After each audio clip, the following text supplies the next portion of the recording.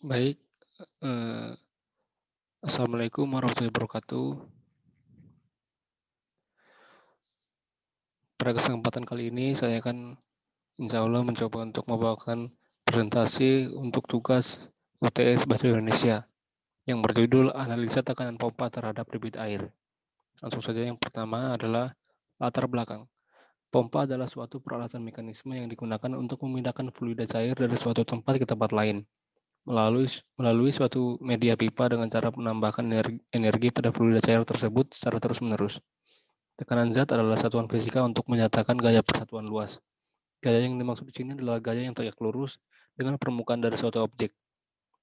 Debit air hidrologi adalah laju alir volumetrik air dengan sejumlah sedimen padatan, mineral terlarut, dan bahan biologis yang ikut bersama melalui luas menampang melintang tertentu. Lalu klasifikasi pompa. Berdasarkan cara pemindahan dan pemberian energi pada fluida, pompa dapat diklasifikasikan menjadi dua kelompok, yaitu pompa pemindahan positif atau positive displacement pump.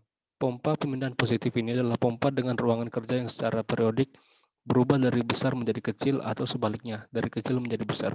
Selama pompa bekerja, energi yang diberikan pada cairan adalah energi potensial, sehingga fluida berpindah volume per volume. Secara umum, pompa kerja positif diklasifikasikan menjadi yang pertama ada reciprocating pump. Pompa reciprocating adalah pompa yang bekerja dengan mengubah energi mekanik dari penggerak pompa menjadi energi aliran dari cairan yang dipompa dengan menggunakan elemen yang bergerak bolak-balik di dalam silinder. Lalu rotary pump. Pompa rotary adalah pompa perpindahan positif di mana energi mekanis ditransmisikan dari mesin penggerak ke cairan dengan menggunakan elemen yang berputar. Pompa pemindah tidak positif. Pompa pemindah non-positif adalah suatu pompa dengan volume ruang yang tidak berubah pada saat pompa bekerja.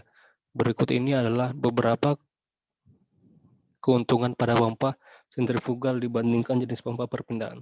Yang pertama adalah gerakan impeller yang kontinu menyebabkan aliran lunak. Yang kedua adalah kehandalan operasi tinggi disebabkan gerakan elemen yang sederhana dan tidak adanya katup-katup. 3.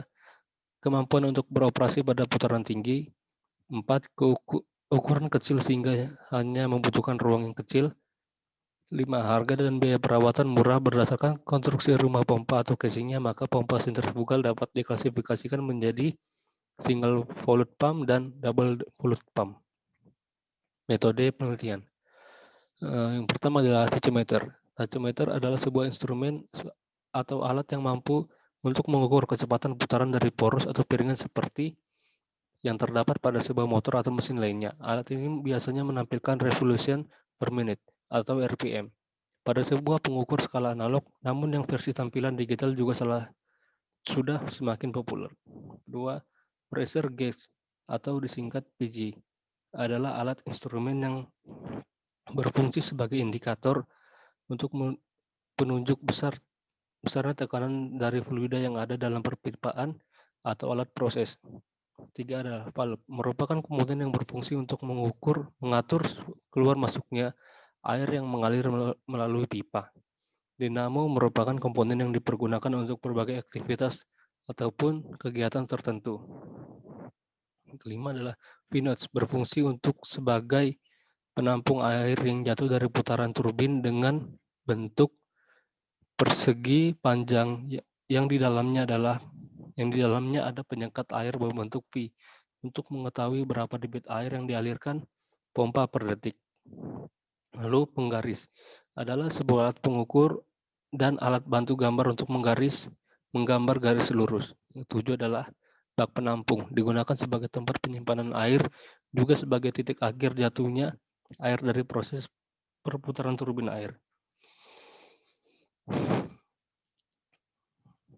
Lalu kita masuk pada hasil dan pembahasan.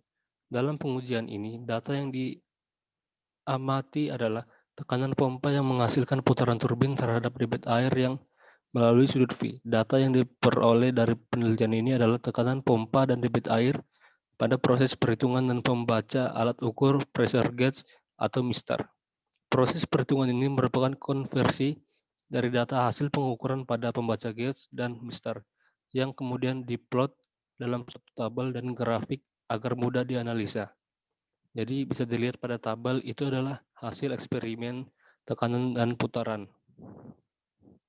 Lalu berdasarkan eksperimen pertama, variabel tekanan terhadap putaran, maka nilai yang sudah di rata-rata dari 5 kali percobaan dihasilkan bahwa bukan katup pertama dengan tekanan 9,1 PSI menghasilkan kecepatan putaran turbin 342 rpm. Bukaan katup kedua dengan tekanan 5 PSI dihasilkan kecepatan putaran turbin 439 rpm. Lalu bukaan katup ketiga dengan tekanan 2,8 PSI, maka dihasilkan kecepatan putaran turbin 456 rpm. Bukaan katup keempat dengan tekanan 2,5 PSI, maka dihasilkan kecepatan putaran turbin 528. Bukaan katup kelima dengan tekanan 2,3 PSI, maka dihasilkan kecepatan turbin 462 rpm. Jadi kesimpulan pada percobaan ini adalah berdasarkan hasil beberapa eksperimen dalam penelitian ini dapat disimpulkan bahwa besaran variabel tekanan pompa berpengaruh terhadap besaran putaran turbin. Besaran variabel tekanan pompa juga berpengaruh terhadap besaran debit air yang dihasilkan. Semakin besar tekanan pompa yang diberikan, maka debit air yang dihasilkan semakin banyak. Tekanan pompa berpengaruh terhadap debit air. Semakin besar tekanan yang diberikan pada debit air terapung, maka debit air akan semakin besar. Tekanan pompa dapat mempengaruhi debit air pada V0. Jadi, sekian presentasi yang saya bawakan. Kurang dan lebihnya, saya mohon maaf. Jadi, terima kasih. Wassalamualaikum warahmatullahi wabarakatuh.